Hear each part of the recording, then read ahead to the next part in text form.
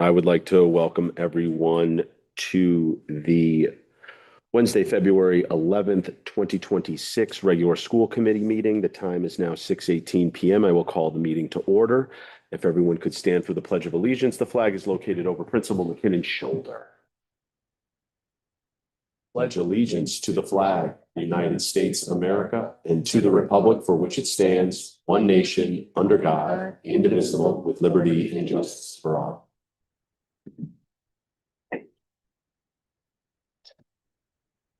If we could just bow our heads for a moment of reflection.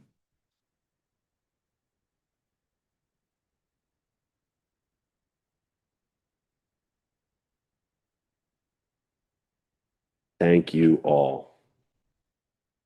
Do I have a motion to approve the consent agenda items 2.1 through 2.5? So moved. I have a second. Second. All in favor? Aye. Aye. Motion carries 5-0. Is there any public input tonight for current agenda items or topics for future agendas? Anyone?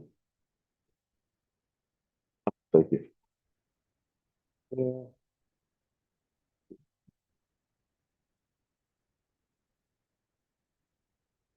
Excellent. Seeing that there are none, we will turn it over to Principal McKinnon and the student spotlight. To say a spotlight is on bullying, but I know it's a report that we have I to, was going to say, preface that it's our biannual report. and report on bullying. This year, we've had 3 incidences, excuse me, of bullying related issues reported. 3 issues. That's for us in September. Could you, I know you can't go into great detail about them. That said, from last year, are we down? I feel like. No, I think last year at this point in time, listen, it wasn't a great change, but maybe 2 or 3. There weren't many Okay. at the mid-year point last year. All right. Anything else to report, Principal McKinnon? Not related to bullying.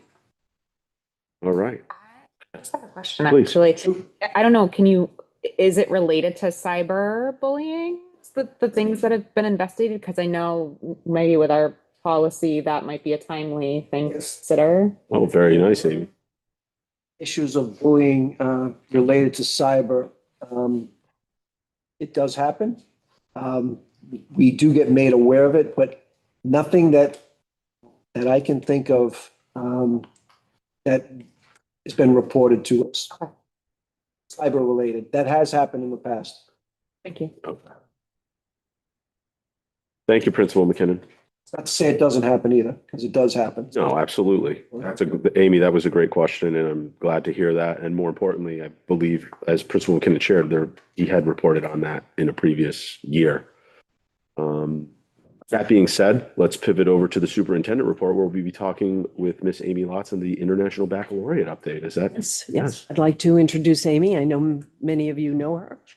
She shepherds our International Baccalaureate program here at Little Compton, and she has great news to share with you. I'm not going to steal that thunder. Go ahead. Thank you. So I am here to talk about the IB program, specifically the primary years program. Before we dive in, if you go to the next slide, just for those of you that are not familiar with the IB program, here the next following couple of slides are the mission statement for the organization, just to give you an idea. So that slide.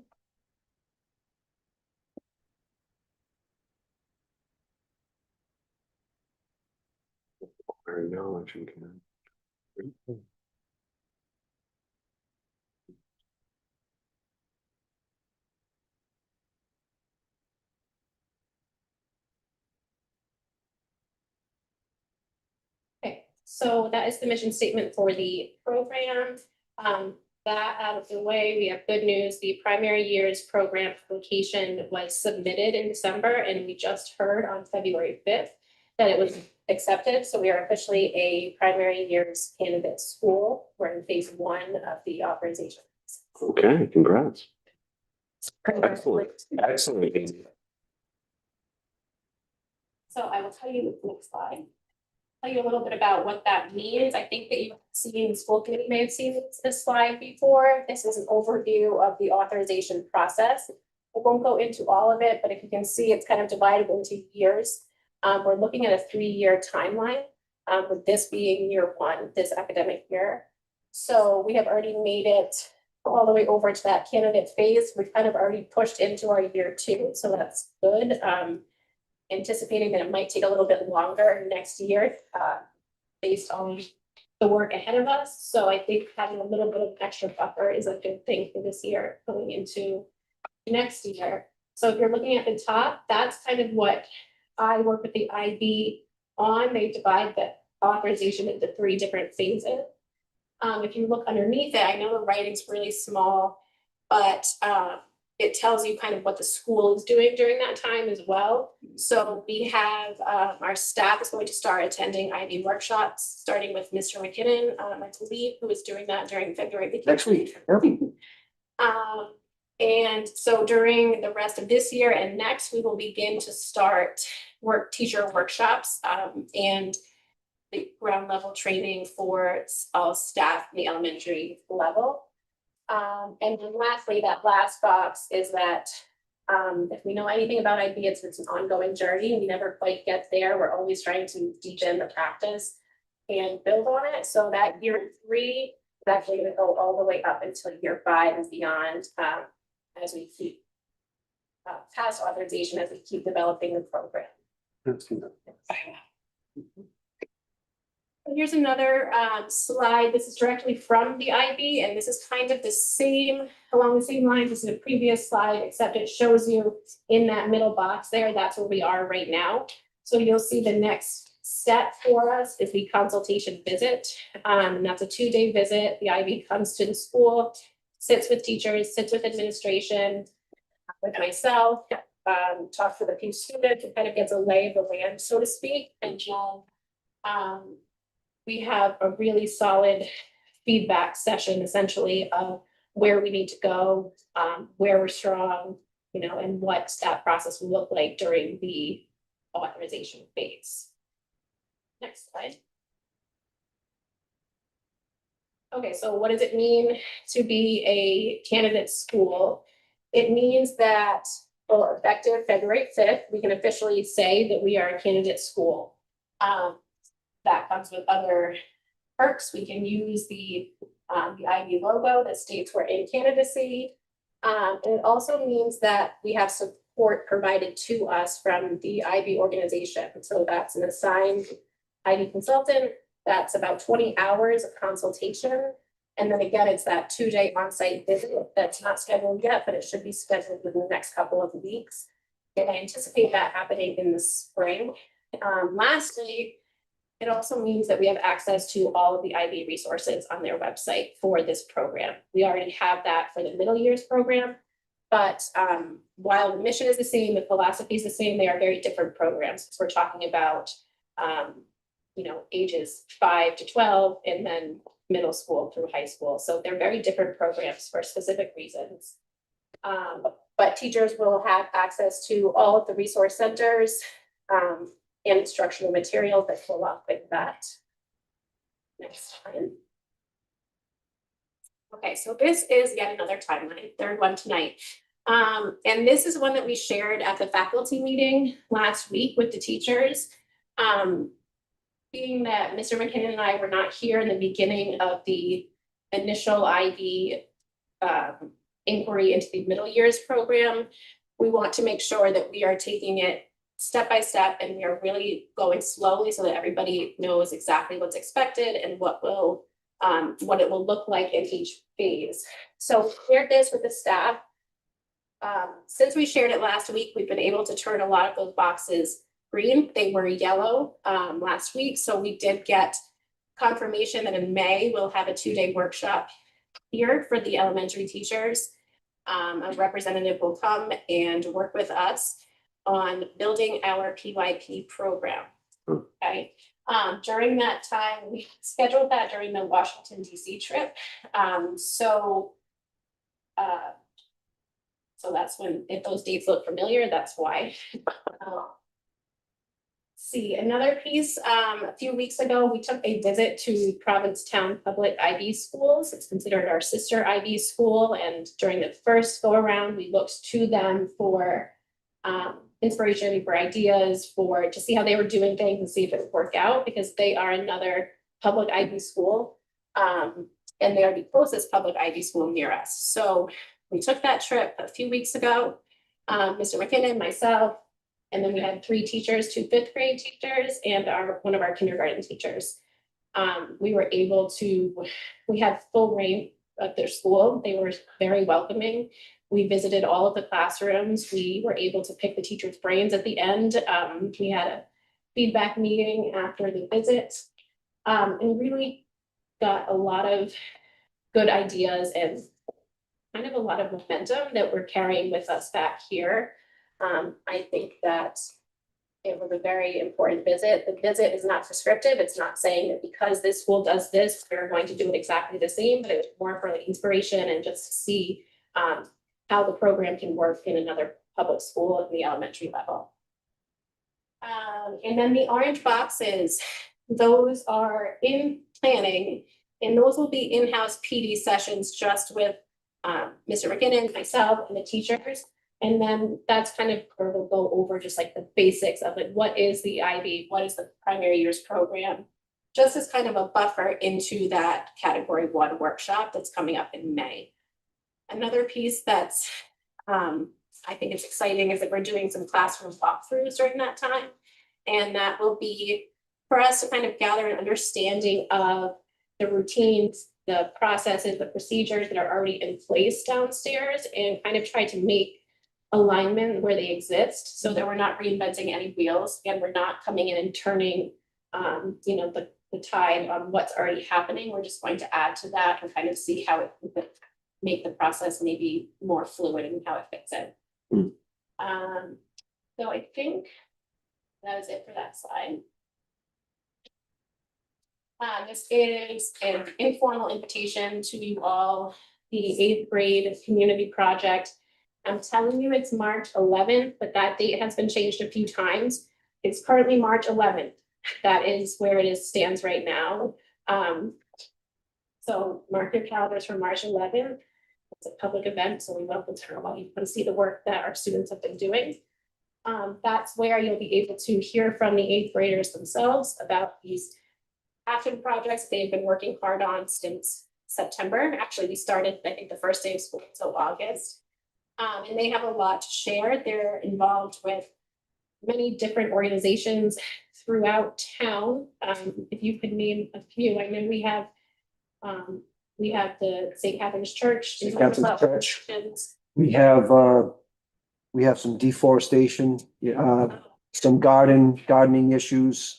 We have a group working on homeless shelters.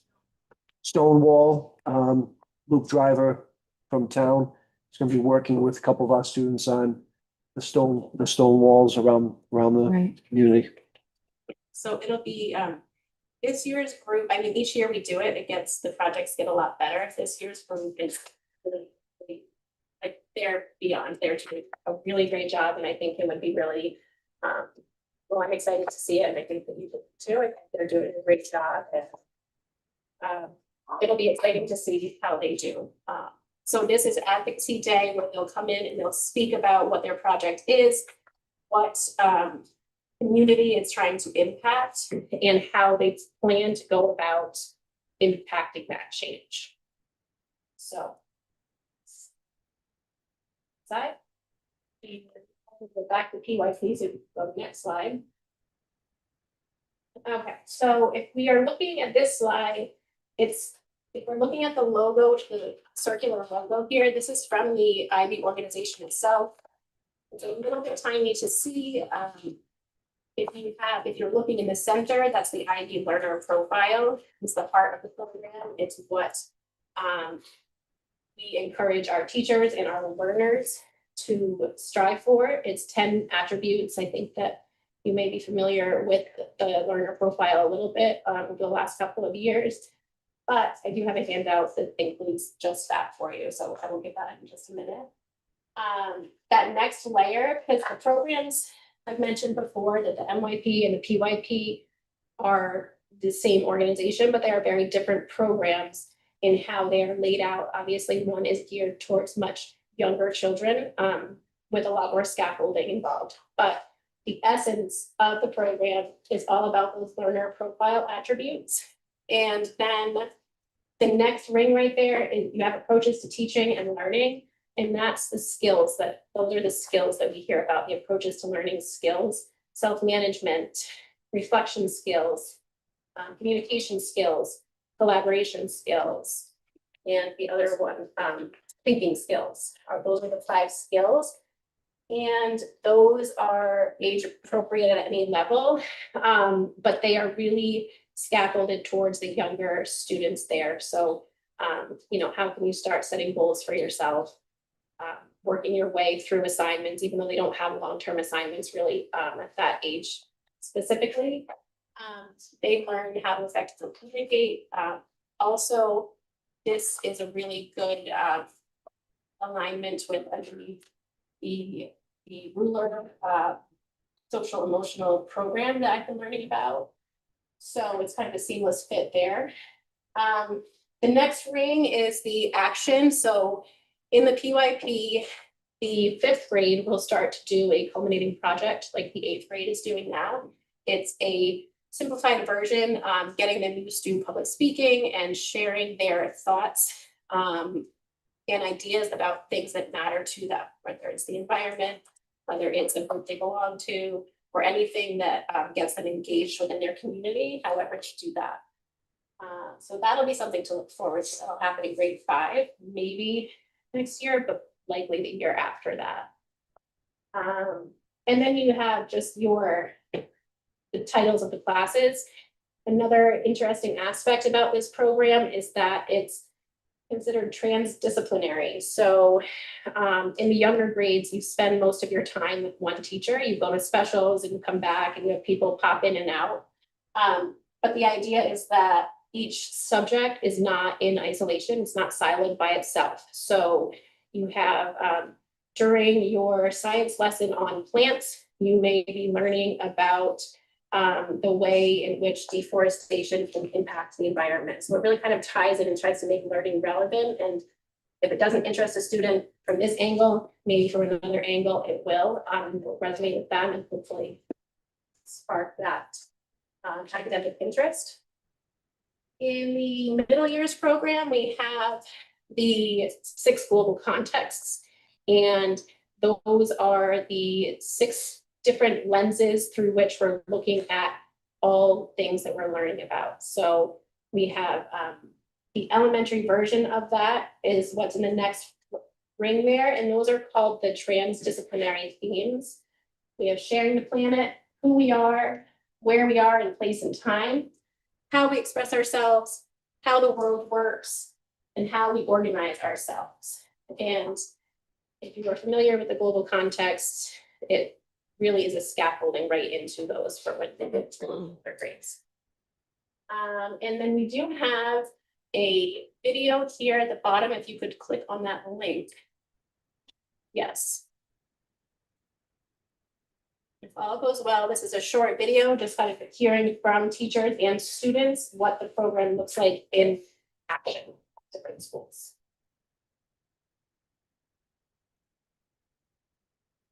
So. Okay. It sounds, if not, we could try again. I've been thinking about the whole of education of my own role as a teacher. Was it a great information about the world, or was it actually how to understand the world in training the teaching perspective? I can, so essentially, yeah. We can send it. You can send it, yeah, it's a short, nice video, but it essentially talks about the program being just a way to approach teaching. So rather it being completely content driven, here's your math worksheet, finish that, submit it, move on to the next lesson. It kind of brings learning to a more relevant standpoint where students might resonate with something. And that's really the piece this program tries to get at, is trying to find that interest point for students of all abilities, all learning styles, to be able to approach curriculum that we already have here. That's another thing I forgot to mention, similar to the MYP, the PYP is not curriculum, so it doesn't actually change our school curriculum, our standards, anything like that. That stays in place. The pieces of the program, like the skill building, and the community engagement, that's all embedded into our curriculum. What's nice is that our curriculum, well, I'm learning about the elementary ones, but I know for sure that the upper grades already has a really nice alignment with the program. So it's not like we're teaching something in addition to curriculum. It's all alignment and there's nothing new being added. It's just the skills of how to approach that information. It's being snuck into that. So that's what the video would be like, but I can share it with you. And then the last thing I have is it's out that I'll give it to Mike if you want to pass them down. Sure. Just some general information about the program. But we're really excited. I'm really excited to start this journey from the beginning because the last time I came in, I think at year 2 during authorization and through a pandemic in there. So it was a little bit dicey for a while. I think that this time we've learned from some of the mistakes we've made, which is a big piece of the program. And we are ready to implement this in an effective way. Awesome, Amy. Principal McKinnon, thank you so much for, Yes, Amy Lawrence. and Amy and all the teachers that visited the school and really are spearheading this. We've seen such results, as you said, with the middle years. I mean, just to speak to the community projects. Every year they blow you away a little bit more. So real excited to go to the advocacy day and then see the final result. Yeah. And then please keep us posted. The committee has been supportive of this since its inception. So. Great. Thank you so much. Amy shared it with the SIT team today, Jack and Amy, and it was very well received. Yeah. We do have a question. Go ahead. I'm going to put you on the spot, and if you don't have an answer on that, and it's perfect, that's perfectly fine.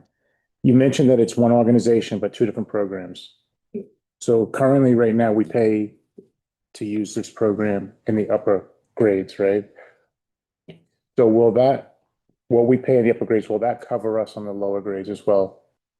That's a good question. So it's kind of like cable. They're going to bundle it together. It's called a multi-program discount. So since we are already paying the annual fee for the middle years program, there's a smaller amount. I'm not sure exactly. We met last week.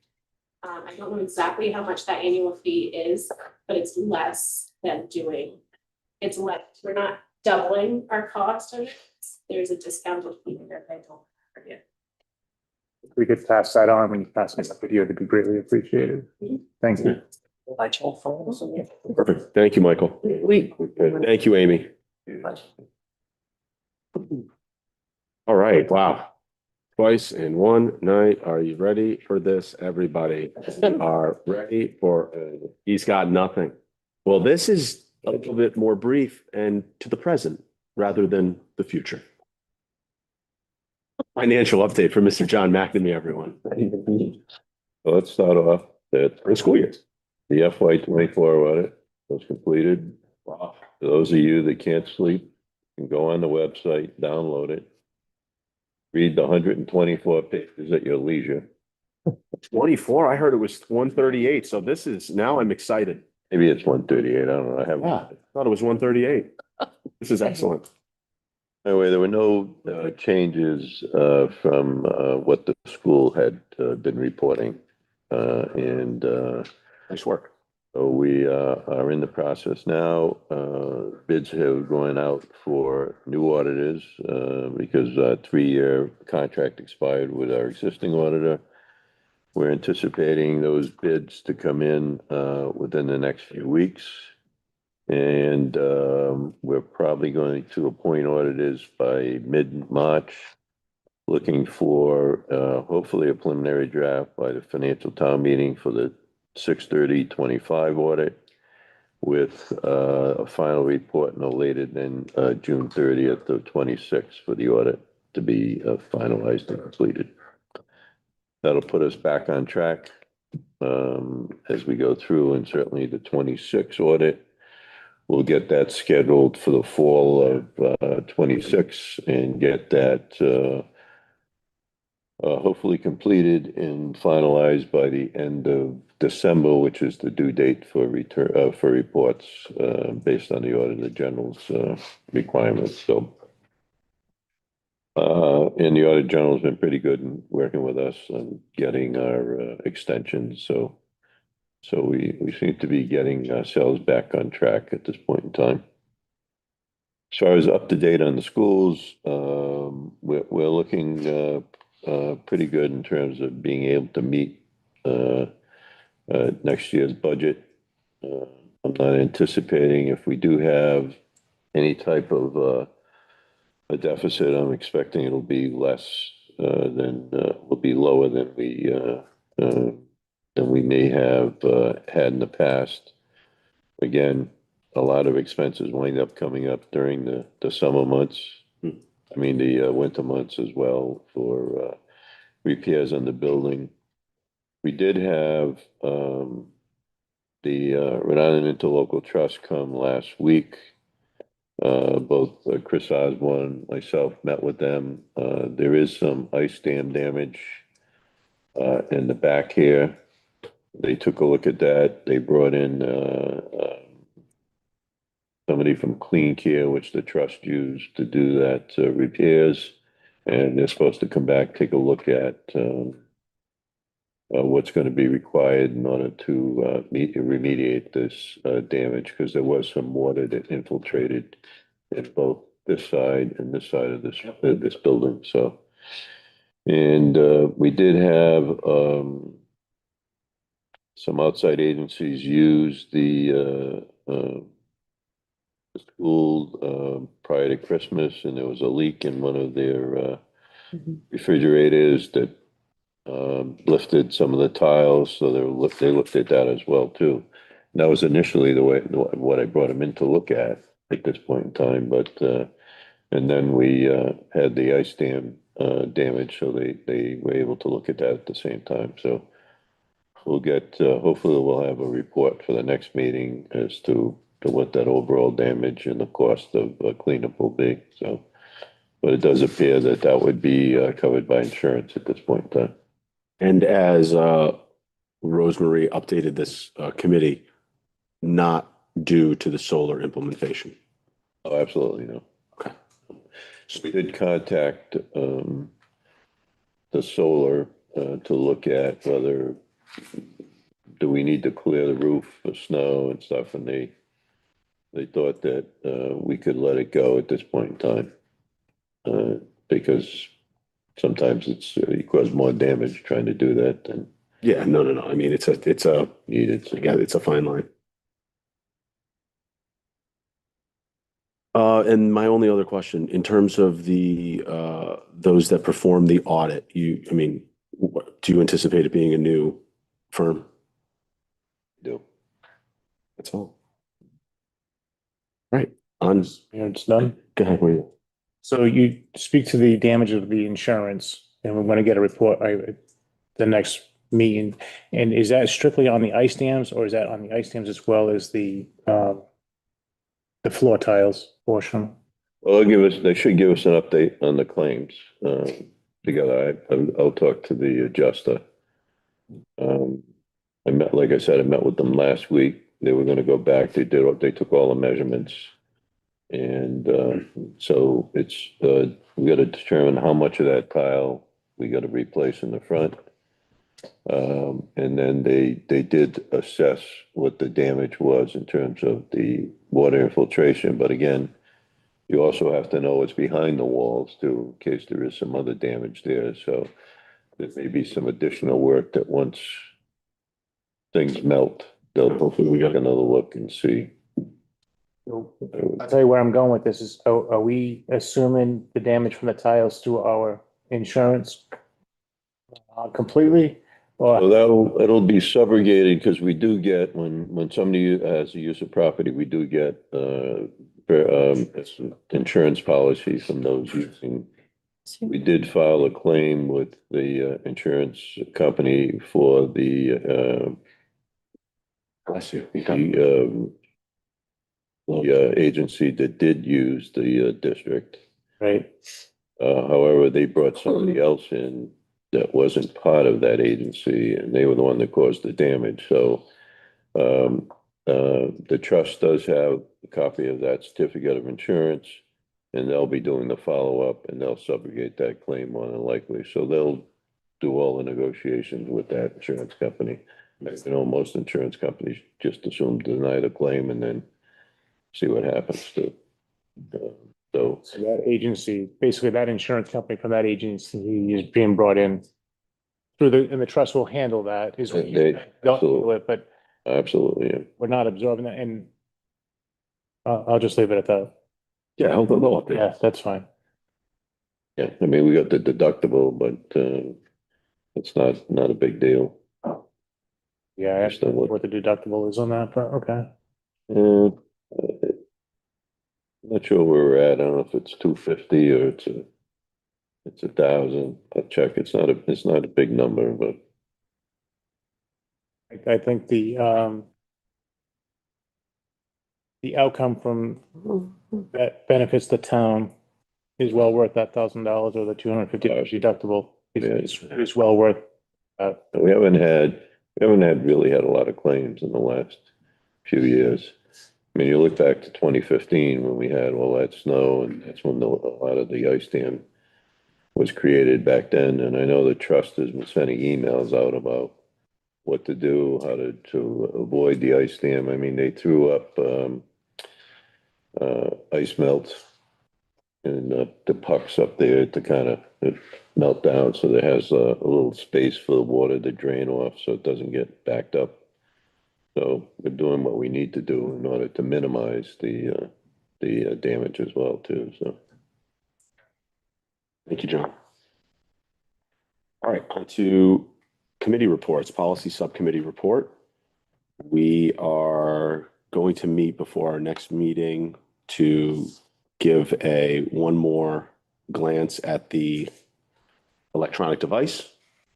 And then we will present it to this body at our next school committee meeting in March. As we're all aware, the state is implementing a electronic device policy due for next year.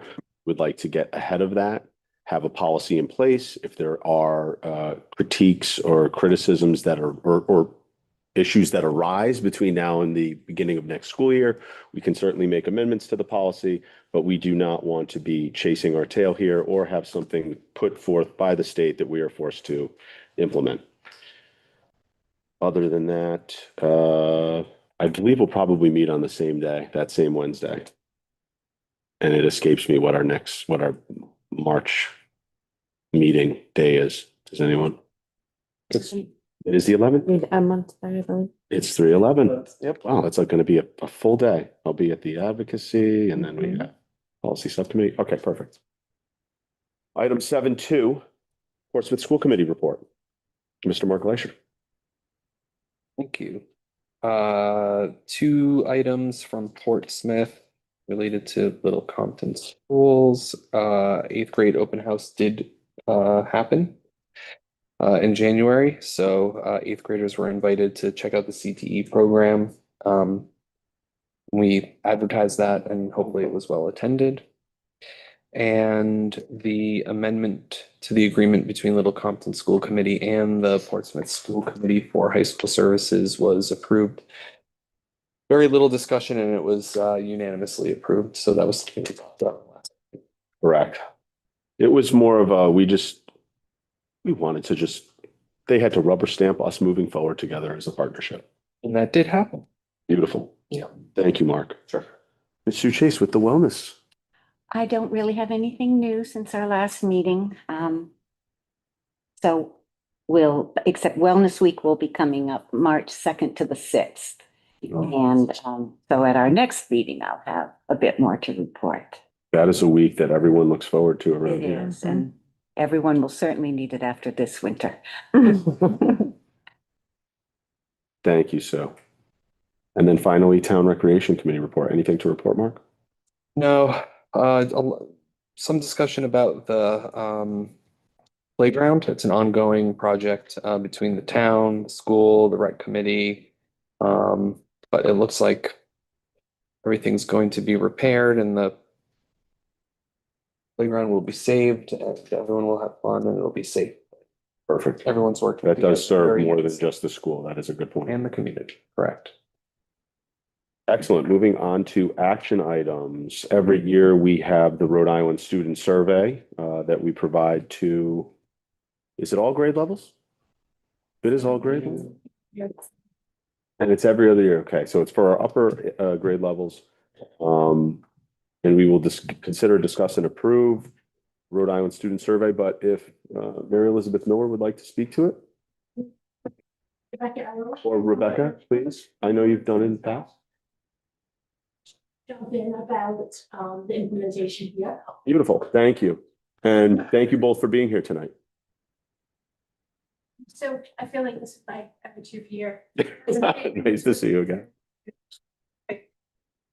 We have been doing, meaning the prevention coalitions, Department of Behavioral Health, et cetera, have been doing these biannual surveys since very consistently since 2018.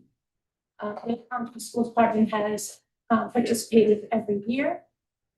It starts in grades 6, goes through grades 12. Little Compton has decided to do just 7th and 8th grade, which is probably quite appropriate. In 2024, the last administration, there were 43 students in Little Compton who participated. Yeah, just 7th and 8th graders. Little Compton does a passive permission. So parents are notified it's coming up. If they don't want their student to participate, they simply send a note back, or, it's a form they send back to say, I want my child to be not to participate in this. And the child is given something as an alternative to do during that time. We say that it takes about 43, 45 minutes, whatever the class period is. But in actuality, it probably takes closer to 15 to 20 minutes for the student to participate, especially at that younger level. And the reason that I say that is there are about 80 questions total. It's on a computer. It's done through a device. If you answer no to a question, it triggers a skip pattern. So if a child says no, they don't get 5 more questions about that same topic. It will skip them to the next topic. So especially the younger, this is not just Little Compton, it's everywhere. It just sort of is faster for the younger kids. As the students get older, it may take them a little longer because they may be saying yes to certain things like, yes, I have tried alcohol, or yes, I have used a vape device. And then it will trigger some additional questions for the older students. Fortunately, our data that's collected on our younger students is somewhat what we would expect. It indicates that they have knowledge of what substances out there, which is great. We want them prepared by the time they get to high school. Their knowledge is a protected factor for them. Their behavior does not indicate that they're at high risk, or that they're particularly engaged in behaviors that are dangerous for them. The other thing that's measured, we're looking at things like alcohol use, vaping, tobacco use, marijuana use, other drugs. But it also looks at things like their perception, like their perceptions of how dangerous those items are.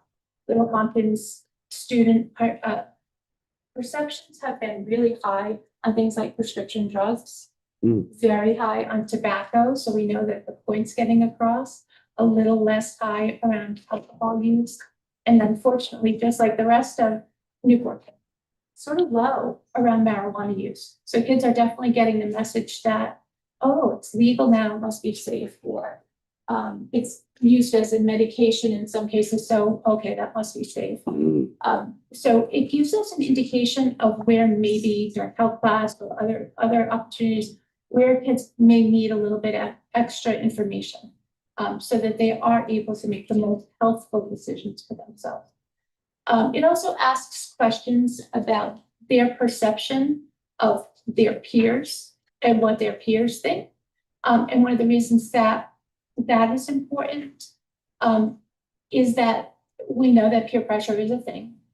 It's not necessarily always the most important indicator, but if they're saying, oh yeah, all my friends think this is a great idea, i.e. using marijuana, then we will be concerned enough there. Like, how are we going to address that?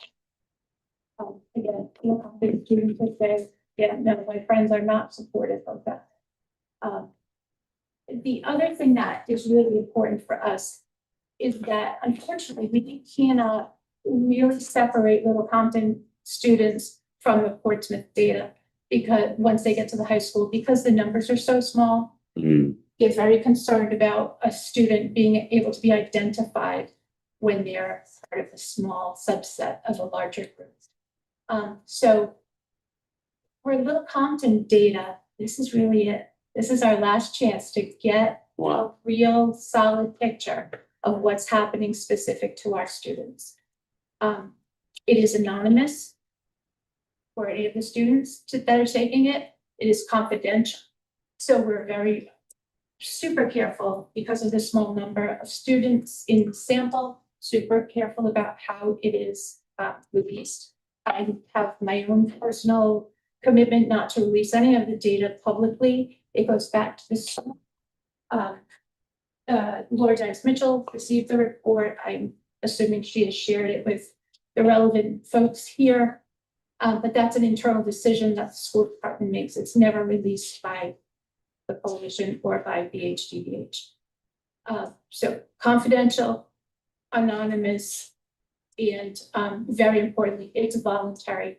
So certainly the parents can opt the student out, but the student can also opt out as well.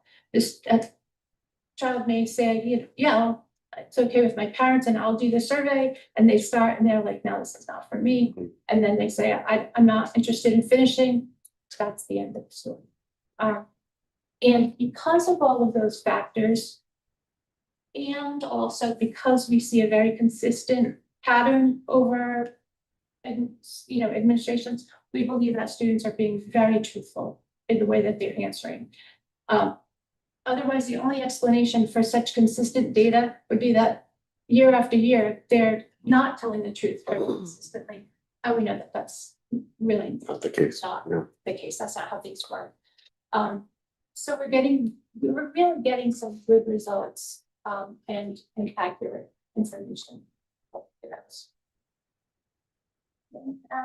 In terms of how it's administered here, I will send something out to parents of 7th and 8th graders a few weeks ahead of time, saying the week of April 23rd, or, once we determine what week it's going to be administered, we will be administering the Rhode Island Student Survey with a little bit of information.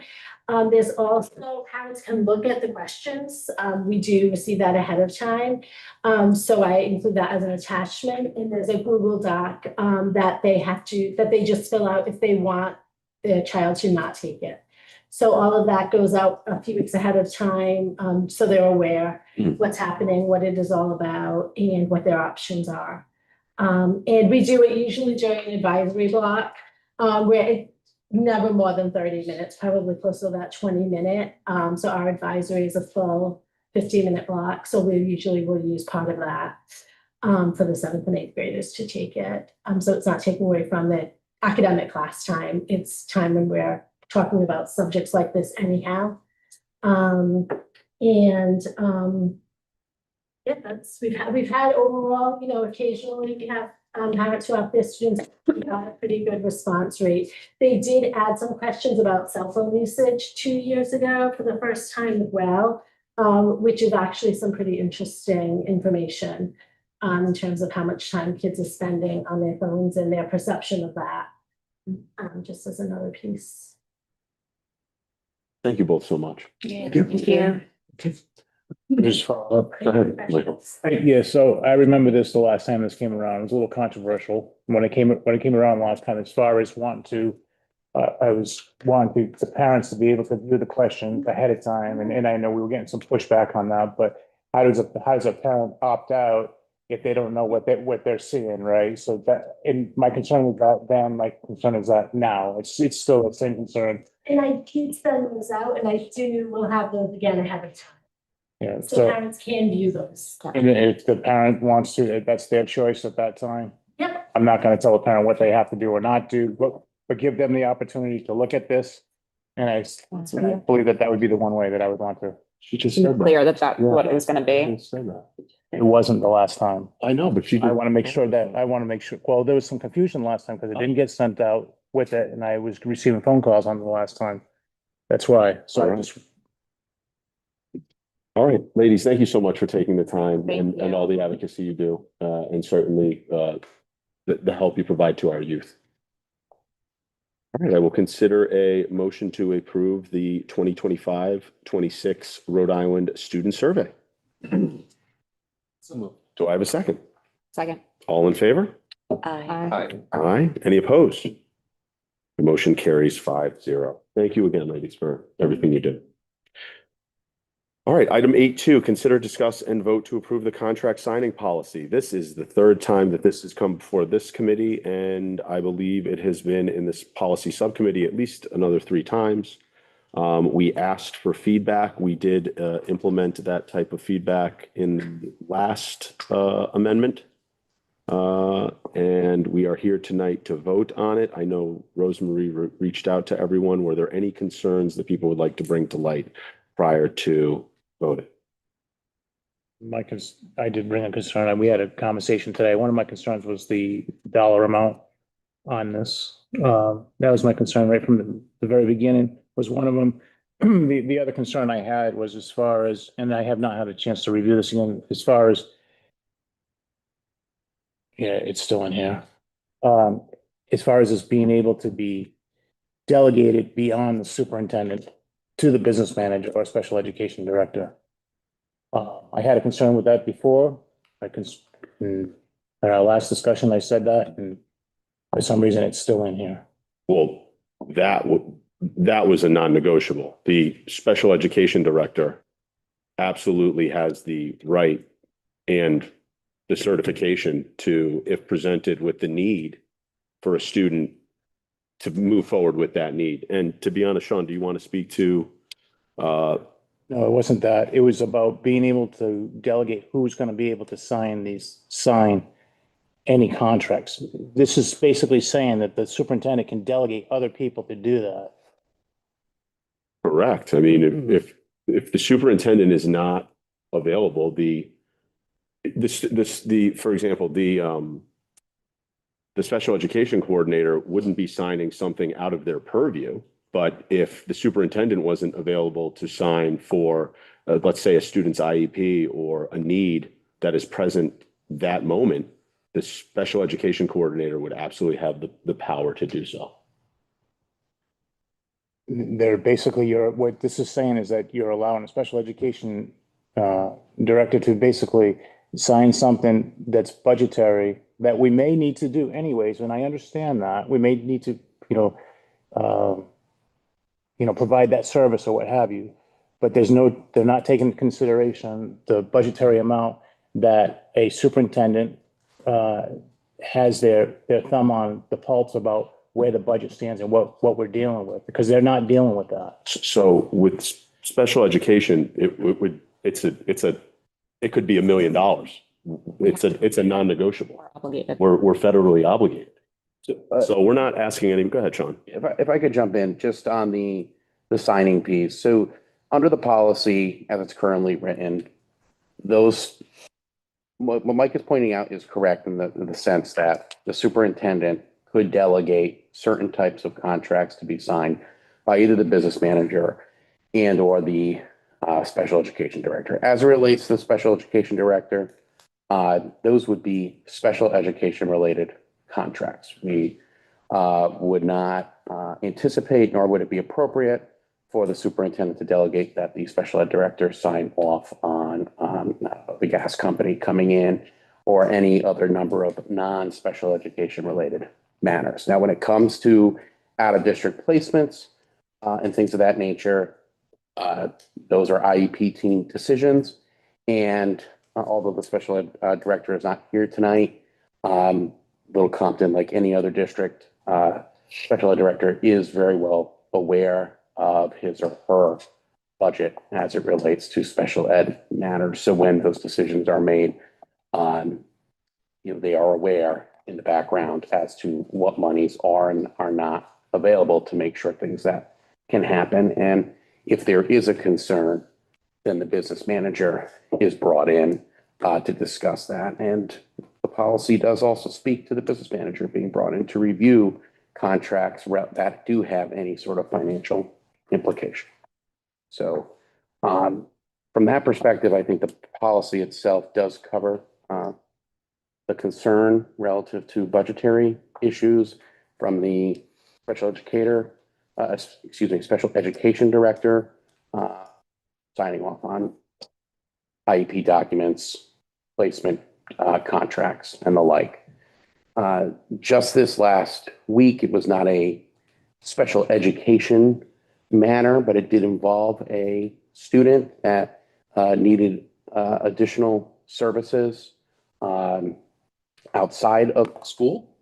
And that required that the school department act to get those services in a timely fashion, or that student would have went without those services if we waited for the school committee to convene and approve that contract. So that is just an example of why this contract, the policy has been brought forward to ensure that folks here have the authority from the school department to move forward with executing contracts. Now, in terms of what has been recommended from the policy subcommittee, Mr. Chair, correct me if I'm wrong, but we are removing the dollar amount language from the agreement that would be approved tonight. That piece would be lifted. But I want to be very clear about what that means. What that means is that if the contract, when you're looking at the bottom of page 1 of that policy, where it says contract signature authority, and it says that the contract must meet one or more of the following criteria. Although that number amount will be eliminated if it meets any of the other criteria, this policy would apply and the superintendent would be able to sign off. That could mean, especially in the circumstances of special education, a contract that is well above $10,000 because it's an out-of-district placement and you're paying, in all likelihood, an annual tuition to some other educational entity. And so I just want that to be clear that that does not mean by eliminating that dollar amount that contracts that will be signed off all will fall under $10,000, or it just means that if the contracts do not meet any of those criteria, then it will come before you regardless of its dollar amount. I guess my other concern on this was that, and I expressed this today, is that between the business manager, the special education director, and the superintendent is the only one that truly works for the school committee. The others work for the superintendent. So at this point, we should only be delegating this to, if we're going to do this, to the superintendent. That's my feeling, because that's who works for us. The others work for the superintendent. So. And in the superintendent's absence or inability to sign, what would you suggest? On this thing, it says that the chairman can do that. Well, I mean, so I'm just playing this out. If the superintendent isn't available and there's an IEP services issue, you're saying if the superintendent isn't available, I should make the decision? No, I'm not saying you should make the decision. I'm saying as far as I mean, I didn't put that in there. It said this speaks to the school committee chair or the vice chair. Yeah, that's if we amend it to remove these other folks from. So to be clear, the chair would sign off on all contracts approved by the school committee unless otherwise. Which is typical. Specify someone else to sign off. on Yeah, it. which has always You been. could approve a contract tonight, and authorize the superintendent to sign off on it. And I still Subject to like sign. legal review or something along those lines. That happens from time to time. Or you can simply approve it, and the logical person to sign it, absent some other delegated authority, would be the chair of the school committee. So I don't read this as authorizing the chair to step in all other instances with the superintendent. is not available. But to Mike's point, I mean, ultimately it is a school committee decision. It is not required that you allow the superintendent to delegate that authority. If you simply, the majority of the committee wishes to just simply delegate it to the superintendent and not allow the superintendent authority to delegate it further, you could do that. Thoughts on that committee?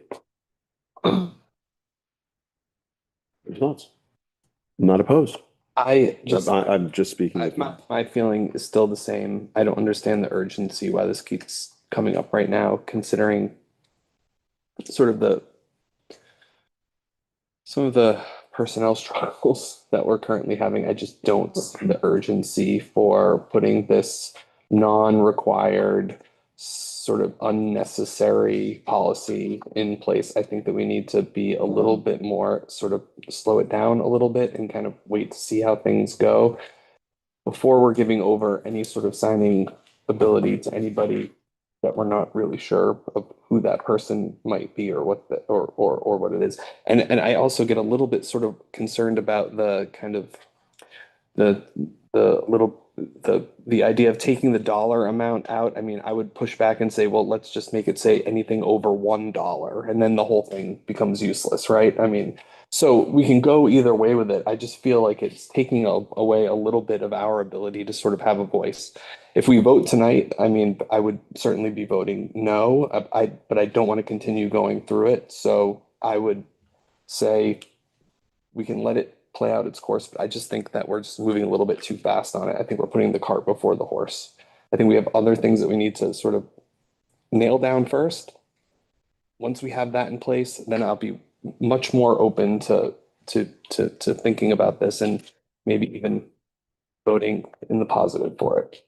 So to your point, if there was no dollar amount and this student service came up, we would be in here for a special committee meeting. No, I mean, I think that perhaps there does, and that would be fine. I'm not really, that's not. So let's Me, just that's play that not- out. yeah. It takes 24 hours. Sure. The student's need is immediate. Yeah. It takes 24 hours to call a special committee meeting. That's assuming that we can draw a quorum. Yeah. In the event that we can't, 24 hours passes, 48 hours passes, student still has the need. I think that we're legally bound to do those things, and that this policy doesn't ensure that we're going to follow that law. I think that if we need to, we can certainly put something in place that removes the ability to sign for other contracts and that only allows for IEP services and student services to be signed off on. I would probably be open to something like that. But I also, and I do believe that those things live in a space that's above and beyond what we should be controlling, because that's when you're talking about direct student services. To me, that's a separate category than perhaps paying somebody to do work or hiring a contractor or just buying things without approval. Well, there wouldn't be the ability to buy things without approval if we remove the number and they don't fall under any of these criteria. I The think criteria that I'm remain. worried about emergency procurement. I'm worried about the pay, the disputing settlements piece. Anything beyond IEP student services or placements, to me, allocating grants funds related to services provided through the use of grant funds. I mean, I feel like it's just a little bit too kind of, it gives a little bit too much authority to one single person, even with the oversight or the partnership with the business manager. Sean, do you want to speak to that? I would hate to lose a grant opportunity because it has to come before this committee. Well, I mean, Just one example. I mean, I'm fine with adding the superintendent piece Mhm. and removing the dollar amount. But I think we don't know what we don't know. From a legal perspective, the necessity of signing contracts, I think you articulated, sometimes needs to be done very quickly. If this committee does not wish to move forward with this policy tonight, then I'm going to instruct that moving forward, all the contracts that need to be approved will be brought before the committee. Can we go to can we table this and go into executive session and perhaps return to it after? No, No, we cannot do that tonight. This is not a policy discussions. I think We that, had an executive session. I mean, are your concerns that the people that we empower are not going to be responsible? Yes. So that's like an ethical, I mean, we hire the superintendent who has to check with the business manager. And also the special education coordinator calls the superintendent. So you think that someone that's sitting in John McNamee's seat is going to spend willy-nilly? I don't know what the exact scenario is where this could go wrong, but it just feels to me I mean, that it could. they're legally obligated to not do that. Otherwise, they could be committing fraud. So if we remove the dollar amount, But people commit empower the fraud all the superintendent, time. and then be open to litigate. I mean, they don't want to get sued by the town. I would imagine the juice isn't worth the squeeze to say, oh, I approved a contract that is not on board with what we're trying to do at the school. So what I would say is remove the $10,000 amount. Take Michael's suggestion of empowering the superintendent to be that decision maker. And then all the other things are things that have been in place as they were. I just got to, We can certainly vote on that. That's fine. I'm not. Well, I think Michael makes a good point. We hire the superintendent, so the superintendent should be the final decision maker. I'm comfortable with that because we all vote on empowering that person to make the right financial decisions with the school's budget. Moreover, before that superintendent signs off, they're going to call our business manager, who in this instance is, and what I believe will be in the future, will be the business manager of not just this entity, but also the town entity. So before any dollars are spent that are outside of these 4 or 5 items, grant funds, employee contracts, emergency procurement, IEP services, employment separation agreements, before everything else is going to absolutely, I mean, first off, these are all going to be checked and rechecked and, hey, I'm signing off on this. John's not going to wake up and say, what are these bills? Oh yeah, by the way, I signed off on a bunch of stuff. So I feel like we have to entrust the people that are in the arena and empower them. But I will agree with Michael. If we remove the dollar amount, and you, Mark, if we remove the dollar amount, and then Michael's point of empowering the superintendent to make the decisions, I think that that's more than adequate. I do not want to be in here for special meetings that can possibly impact the student services that we provide. I get it. The water heater goes, dams, ice dams, all that I get. I get your concern there. But I do not want this committee to be responsible for, 24 hours, 48 hours was too long. And unfortunately, the child did harm to themselves or someone else because we're dragging our feet and people are, who needs to sign off? Oh, we got to have a special. I don't want that. I do not want to be in that room at all. So I think with the amendments of empowering the superintendent and removing the dollar amount, we fall into that purview where they can act accordingly in protecting the outcomes of the child. I think that I sense your passion and I sense that you're convinced that this is a good idea. I think that there are other other things that come up outside of student services within this, and they're sort of enmeshed, and that's the part. I would love to be able to just pull that piece out and have a policy that that really addresses that particular expenditure. That I'm on board for. This to me feels a little bit more open-ended and does give the ability to spend money on things other than that. I do trust the superintendent and the business manager to take care of the children.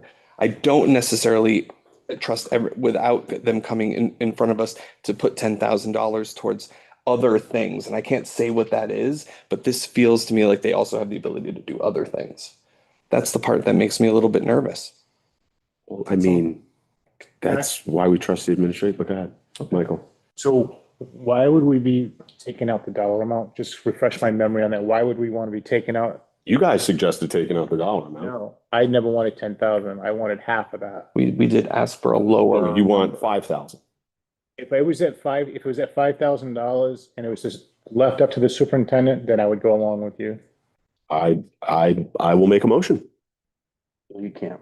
Well, I will ask if there is a motion to amend the contract signing policy. You can ask for a motion to adopt the contract policy with the changes as articulated by. That's exactly it. Can we articulate those changes? Yeah, one more time for the rest of us over here. Approval by the superintendent and under $5,000, I believe is what Michael said. So are we striking language under the paragraph that starts contract review? So that it reads, all contracts shall be reviewed by the superintendent as Correct. relates. Are we striking or Or his or her designee. business manager? Correct. Superintendent and business manager. Language. And then Anybody that's not this, is under 10,000 is going to read under 5,000. correct. Are there any other changes to? So I'll make sure that that's appropriate. No delegation by the superintendent. Superintendent's the only one signing off on contracts. That's your proposal. Yes. And then the 5,000. Okay. Okay. So Go ahead, Amy. I was thinking it was gonna now read, all contracts shall be reviewed by the superintendent and the business manager. Isn't that what you're saying you would prefer? No. All we're going to delete if under the delegation of contract signature authority, the first sentence currently reads. Businessman. That's what you guys are saying. Sorry. So now the superintendent can act without the business manager. So that's what you're saying you want. No. What I'm saying is I want the superintendent to sign the contracts. If the superintendent refers to their business manager, I'm okay with that because that's part of the daily. Can we actually look at the language and read it? Time out. Let's clear up some confusion. So there is language under the policy that would still require, if there's any financial commitments, the business manager would review that. That's not being removed. Okay. All that is being removed, and this is really for Carolyn's benefit, under contract signature authority, where it says the first bullet under 10,000, that's going to be deleted and it's going to read under 5,000. Correct. Then scroll down to delegation of contract signature authority. It reads, the first sentence currently reads, the superintendent may delegate his or her authority to sign a contract to business manager or special education director as appropriate. That sentence will be deleted. Correct.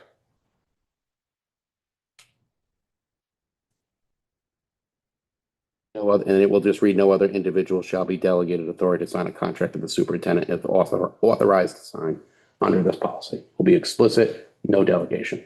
So can you just refer to, I'm sorry, can you just refer to the section where Travis mentioned that they have to refer to the business manager, please? So if you scroll back up to the first page of the policy, Sure. under the heading contract review, that first sentence. First sentence.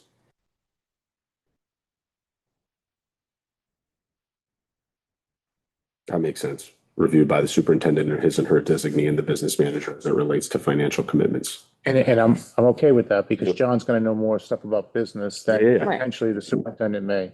And I'm okay with that.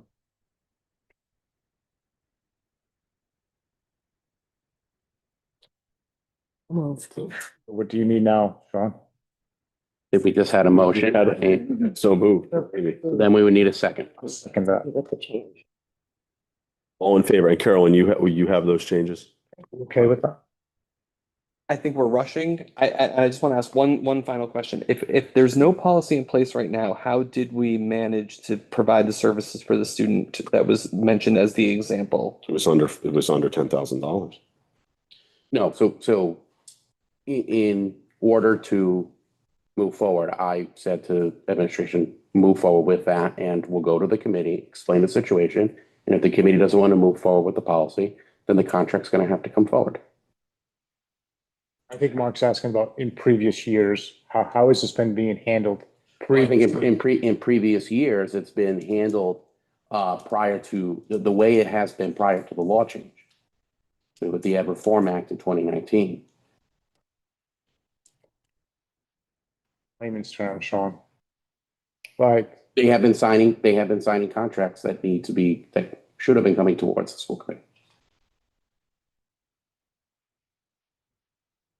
And so now they no longer should be coming toward the school committee? no, they would have to. This policy aligns with current practices. Correct. We have a motion. We have a second. All in favor? Aye. I got to vote last. No. Aye. Motion carries 4-1.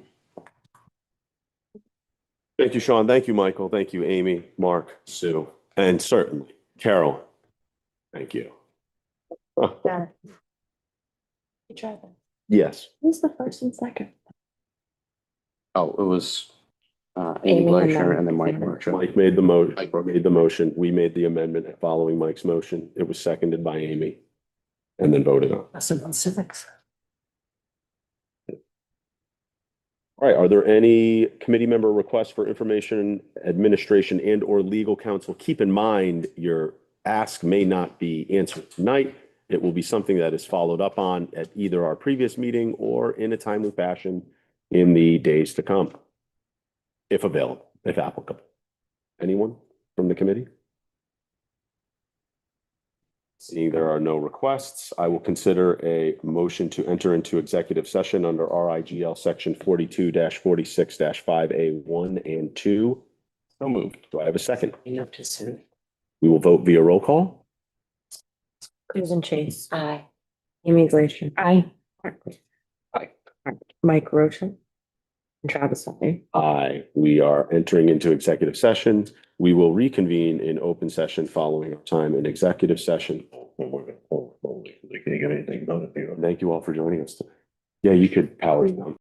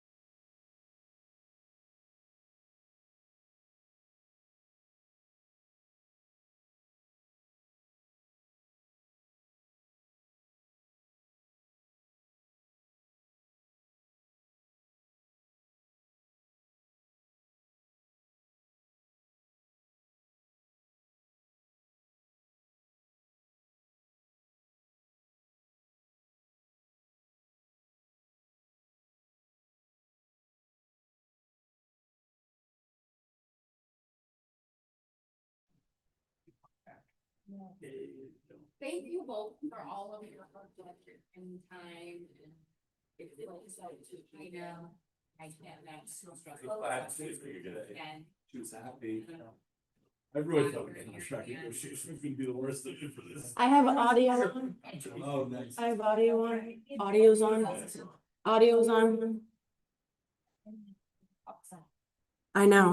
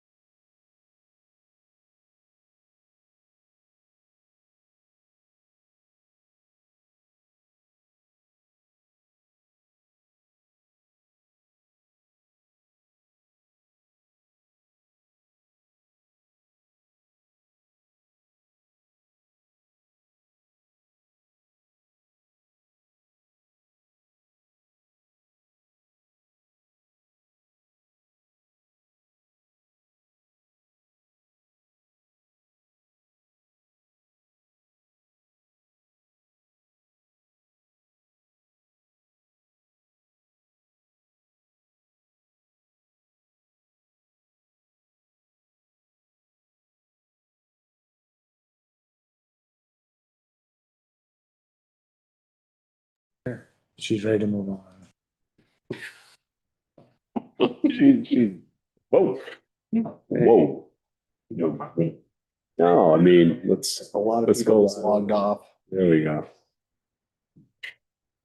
That's what happens when I answer Facebook. Mike. All right, Every time. you good, Tom? Yes. Should be okay. Excellent. Welcome back to open session. Thank you. There were no votes taken in executive session, and I will consider a motion to seal the minutes of executive session. So moved. Do I have a second? Second. All in favor? Aye. Aye. Any opposed? Motion carries 5-0. Final item, I will consider a motion to adjourn the meeting. So moved. Do I have a second? Okay. All in favor? Aye. Aye. Any opposed? Thank you all for this evening. Tom, thank you so much. Kate, Sean, and everyone that joined us. Thank you guys. Thank you. Enjoy your vacation week, everybody. Oh. Are you? Me either, so.